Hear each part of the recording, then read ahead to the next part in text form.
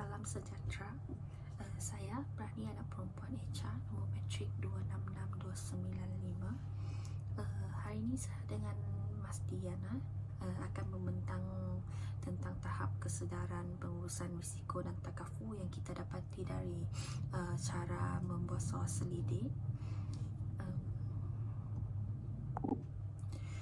Soalan soal selidik kita ada bahagi kepada dua bahagian, iaitu satu ialah demokrasi responden dan satu lagi kita akan buat tentang mengenal pasti kesedaran pengurusan risiko dan takafu.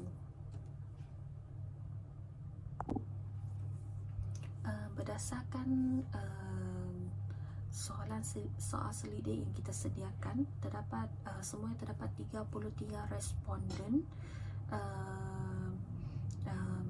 yang menjawab. Berdasarkan data kajian, responden terdiri daripada berbilang bangsa dan daripada tersebut juga terdiri daripada 66.7% perempuan dan 33.3% lelaki.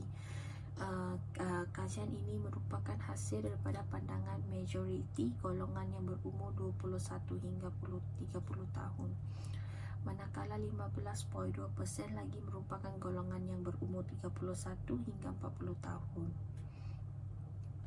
Dalam 33 responden, separuh daripada mereka merupakan golongan yang ada dalam tahap pendidikan sarjana muda, manakala anggaran 1/4 lagi terdiri daripada golongan yang tamat pendidikan SPM dan SDPM atau diploma.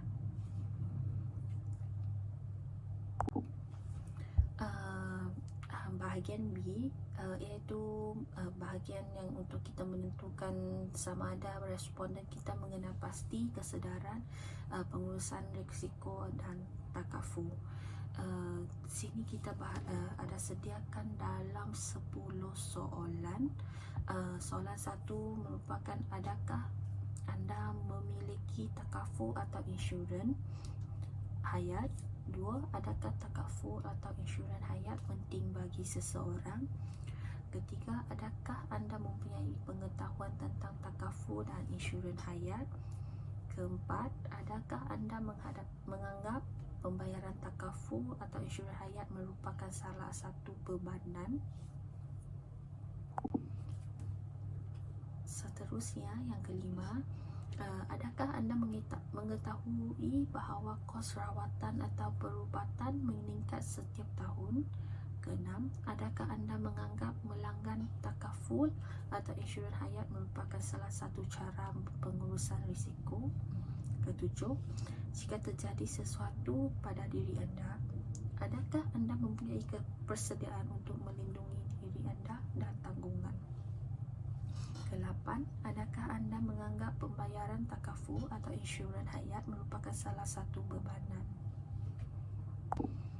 Ke-9, sekiranya berlaku kejadian bencana alam, kebakaran, kecurian pecah masuk pada aset anda seperti rumah atau kenderaan, adakah anda mempunyai perlindungan untuk menangani kajian tersebut? Dan terakhir, setelah menjawab soalan selidik di atas, adakah anda melanggan produk takafu atau insurans hayat? Yang soalan ke-10 kita buat soalan ni untuk menentukan kesimpulan bagi soal selidik yang kita buat kali ni lah. Okey, seterusnya soalan 1 kita, yang soalannya, adakah anda memiliki takafu atau insurans hayat?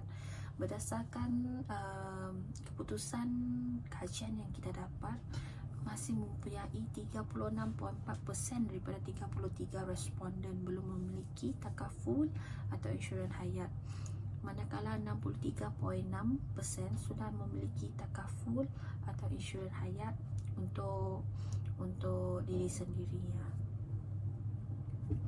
Seterusnya, adakah takaful atau insurans hayat penting bagi seseorang? Berdasarkan data tersebut, masih mempunyai bawah daripada 10% responden yang berumur dalam lingkungan 21 hingga 40 tahun menyerta takaful atau insurans hayat tidak penting bagi mereka, manakala majoriti responden berpandangan serasilah bahawa takaful atau insurans hayat ni adalah penting bagi mereka.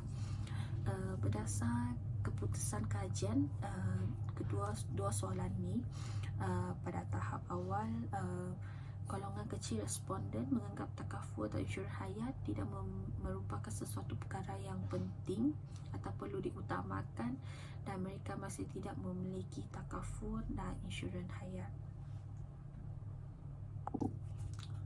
Seterusnya, adakah anda mempunyai pengetahuan tentang takaful atau insurans hayat?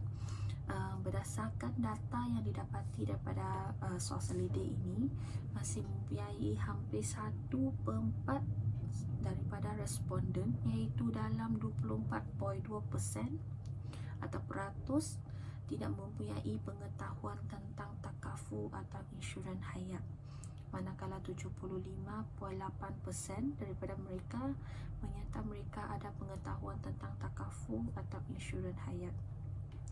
Kita pergi ke soalan seterusnya. Adakah anda menganggap pembayaran takaful atau insurans hayat merupakan salah satu bebanan? Berdasarkan hasil data yang kita dapati, dalam 42.4% daripada responden kita menyatakan pembayaran takaful atau insurans hayat merupakan sesuatu bebanan bagi mereka. Dengan berdasarkan data yang kita dapati daripada dua-dua soalan ni, kebanyakan responden masih menganggap pembayaran takaful atau insurans hayat itu berkemungkinan tidak mempunyai masih menganggap bahawa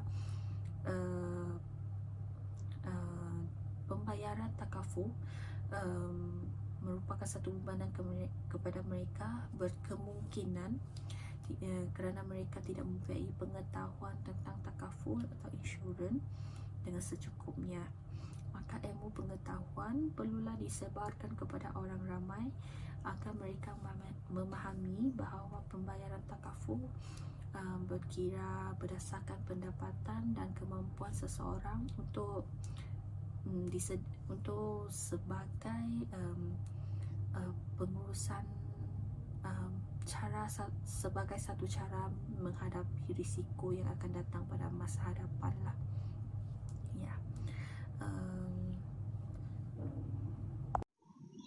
Saya Mas Diana Miti Maskuri, nombor matrik 252231, akan membantahkan tentang poin yang seterusnya, iaitu soalan kaji selidik yang seterusnya adalah, adakah anda mengetahui bahawa kos rawatan meningkat setiap tahun? Daripada kaji selidik ini, sebanyak sampul 3.9% daripada responden mengetahui bahawa kos perubatan ataupun kos rawatan ini meningkat setiap tahun. Yang ini kita dapat lihat salah satunya berpunca daripada pandemik COVID-19, yang mana banyak servis yang naik harga, antaranya servis perkhidmatan, makanan dan juga perubatan lah. Soalan seterusnya adalah, adakah anda menganggap melanggan takaful atau insurans hayat merupakan salah satu cara pengurusan risiko? 60% daripada responden menganggap bahawa salah satu pengurusan risiko adalah dengan melanggan takaful ataupun insurans hayat. Takaful insurans hayat ni merupakan salah satu daripada elemen dalam pengurusan risiko, dan ini dapat membantu daripada segi kewangan dan juga perubatan sekiranya individu itu mengalami masalah kesihatan pada masa hadapan lah, ataupun kerana nak kenaikan kos perubatan, ini dapat menampung daripada segi kewangan untuk perubatan mereka. Soalan seterusnya adalah, jika terjadi sesuatu pada diri anda, adakah anda mempunyai persediaan untuk melindungi diri anda dan tanggungan? 66.7% daripada responden mempunyai persediaan untuk melindungi diri sendiri sekiranya berlaku sesuatu pada dirinya. Dan yang soalan seterusnya adalah, jika anda atau keluarga anda menghadapi penyakit kronik, adakah anda mampu menanggung kos perubatan? Okey, daripada data ni,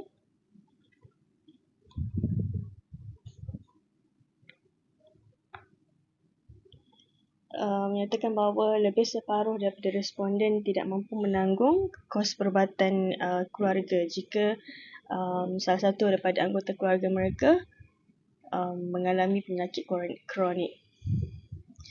Jadi maksudnya di sini seseorang individu tu hanya mampu untuk mencarum takaful untuk diri sendiri, tetapi tidak untuk ahli keluarga yang lain.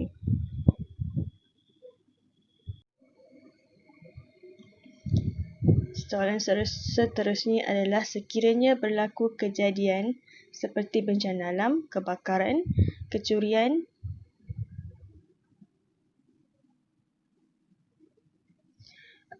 pecah masuk pada aset anda seperti rumah atau kenderaan, adakah anda mampu adakah anda mempunyai perlindungan untuk menangani kejadian tersebut? Separuh daripada responden menyatakan ada yang telah membuat persediaan, ada juga yang tidak membuat persediaan. Ini antaranya kita dapat lihat daripada sini, ada yang mengambil takaful yang mana dapat melindungi mereka sekiranya berlaku kemalangan lah.